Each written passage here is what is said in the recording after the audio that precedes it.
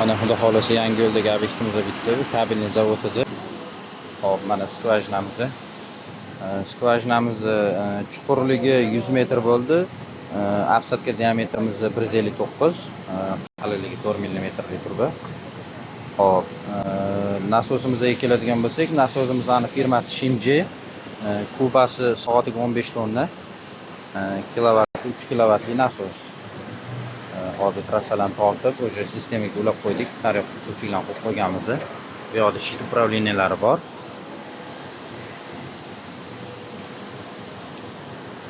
Bu yoqda mana uchuvchimizni qo'ydik. Bu yoqqa turbamizning diametri katta bo'lgani uchun flansli uchuvchi qo'ydik.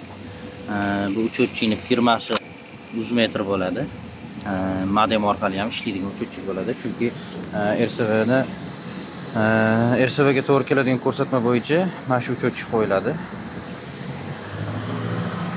Bu yoqda mana nasosimizning shit upravleniyasi. Ichida faza zashitalari bor.